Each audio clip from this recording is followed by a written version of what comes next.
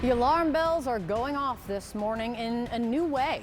New urgency in the chorus of concern now for what a second Trump presidency would mean, including from more and more members of the Republican Party about the Republican frontrunner. Former Reagan official Robert Kagan calls a Trump second term a, quote, clear path to dictatorship in the United States. And former speechwriter for George W. Bush, David Frum, he put it this way, instantly would plunge the country into a constitutional crisis. Liz Cheney, former Republican member of Congress, said just this morning that if Trump wins, he'll never leave. So what's Donald Trump's response to all of this? It's not me. It's President Biden that democracy should fear. Let's get over to CNN's Kristen Holmes once again. Kristen, hearing from Liz Cheney this morning saying that if you vote for Trump, it could be the last election you ever get to vote in. What is behind this urgency we're now hearing from more and more Republicans?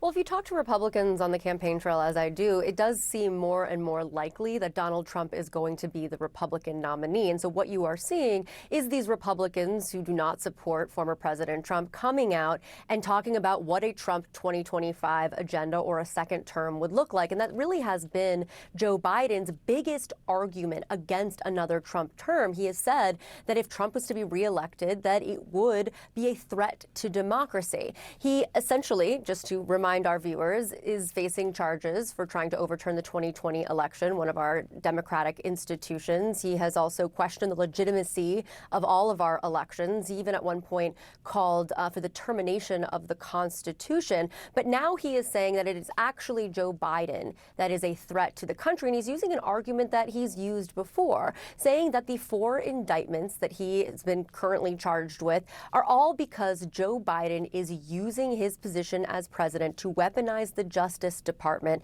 and take it out on his political opponent, being Donald Trump. Listen to what he said this weekend. Joe Biden is the destroyer of American democracy, and it's him and his people. So if Joe Biden wants to make this race a question of which candidate will defend our democracy and protect our freedoms, and I say to Crooked Joe, and he is crooked, the most corrupt president we've ever had, we will win that fight, and we're going to win it very big. And Kate, one thing to point out here is that Donald Trump himself has said out loud that if he was reelected, he would weaponize the Justice Department to use it against his enemies. In fact, he actually has said that he would put the entire Justice Department underneath presidential control, effectively making the executive branch more powerful and giving it unprecedented levels of power. Now, the other thing I want to talk about is what Donald Trump outlined for his second term agenda should he be reelected, and that was about health care. Now, I know this is a big pivot here, but it is critically important towards a general election should he be the nominee. He has continued to attack Obamacare. This is something that is actually giving Democrats fresh ammunition as they go into this potential general election rematch between Trump and Biden. They like the Affordable Care Act, and actually most of America, if you look at the polling, likes the Affordable Care Act. And it also has accelerated plans for Biden to start campaigning on what he would do in a second term when it comes to health care. We have some of that reporting here from our colleagues Arlette Sands over at the White House, but preparing health care measures that he would aim to pass in the second term would include expanding Medicare, drug price cuts, making enhanced federal premium subsidies permanent, and expanding Medicaid. Clearly here, they want to be running on health care. Again, it is a favorable program here in the United States. It is not something that they want to run away from. Republicans, on the other hand, they don't want to touch that with a 10-foot pole. I think that's a perfect description of it. Avoid, run, and hide. It's good to see you, Kristen. Thank you. John. All right, with me now, Laura Barone-Lopez, White House correspondent for PBS NewsHour, and Ested Hernan, national political reporter for the New York Times, both CNN political analysts. Ested, there is this drumbeat of a Trump second term would be a threat to democracy that we're hearing. Really, I'd say it's getting louder over the last week. You've got this opinion piece in the Washington Post, in the Atlantic, and a news piece in the New York Times, which just flat out looks at what the policies would be. This is in your paper, and today they say more than anything else, Mr. Trump's vow to use the Justice Department to wreak vengeance against his adversaries is a naked challenge to democratic values. I think there is a growing realization because people are taking Trump's words seriously over the course of this year. I think there's been a growing realization that this is the person likely to be the Republican nominee. But this is not the same candidate, I think, from 2016 and 2020. This is someone who has escalated that sense of rhetoric and is now promising policies to really put these things into action. My colleagues who have been focusing on Trump 2025 really lay out 3 areas where he would really shift in comparison to what the Trump we knew as presidency. That it goes to kind of weaponizing the Justice Department, kind of, as we heard, the sort of drain the swamp, fill the bureaucratic jobs with some people who are more supportive of Trump. But it also goes to expanding military powers for immigration and, most importantly, just a general expansion of executive power. This is a president who's really pushing to really unify power in the executive branch and really go at the kind of checks and balances that have grounded American democracy for a long time. So although it kind of feels like a stale presidential race that might feature Biden versus Trump again, I think that's a mistake. This is a different Donald Trump. This is a radicalized Donald Trump. And Laura, to that effect, to what extent do you think voters are focused on who he is versus what Donald Trump would do as president?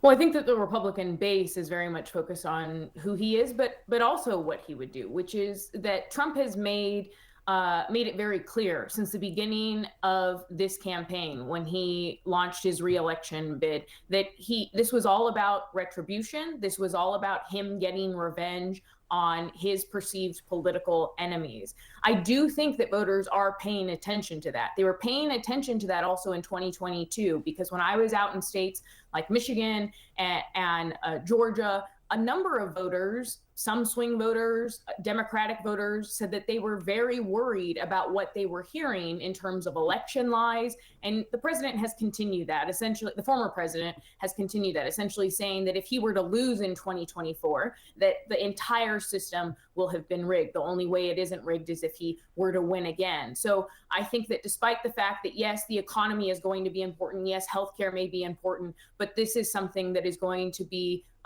front and center for a number of voters in 2024. Kate mentioned that Liz Cheney was on the Today Show today. Liz Cheney's got a new book out and, of course, stood up against the former president. This is what former Congresswoman Cheney said about what would happen if Trump is elected again. Listen. Do you believe if Donald Trump were elected next year that he would try to stay in office beyond a second term? That he would never leave office? There's no question. You think he would try to stay in power forever? Absolutely. I mean, he's already done it once. You cannot count on a House of Representatives led by somebody like Mike Johnson to stop this president. You can't count on a Senate of Josh Hawleys and Mike Lees to stop Donald Trump. I was going to ask you about.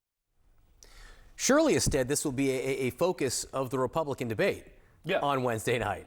Or not? I mean, you would think so, but to this point, we have not seen his kind of Republican rivals willing to kind of go at this directly. And I think it speaks to a kind of uncomfortable fact here, which is that Donald Trump has pitched this version of himself to Republican base voters, and many of them like it. Many of them see his presidency as having been stymied by Congress, by checks and balances, and really look at this version of Donald Trump as someone who can, quote unquote, finish the job, but doing so going outside of the kind of norms of legislating that I think we have seen consistently. And so I think Congresswoman Cheney is correct to kind of call that out, because that's the evidence that we have seen from Donald Trump since day one. He's not someone who is kind of going to be deferential to democratic norms or to checks and balances. But the important thing about this Trump campaign is they've actually been very strategic in terms of infusing the Republican Party with a lot of state party officials that are supportive of his every move. And so not only do you have kind of Donald Trump at the top of the ticket who is pushing these policies, but you have a Republican Party that from top to bottom is still his. And so at this point, you really can't count on that kind of internal check from the party to really push back on him.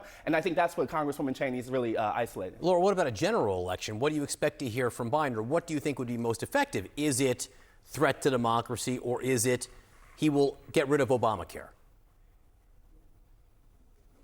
Well, I think that if you ask the Biden campaign, they would say that their message on economy as well as the threat to Obamacare is something that they would prefer to talk about. But they are going to be talking about what they see as a threat to democracy that the former president poses.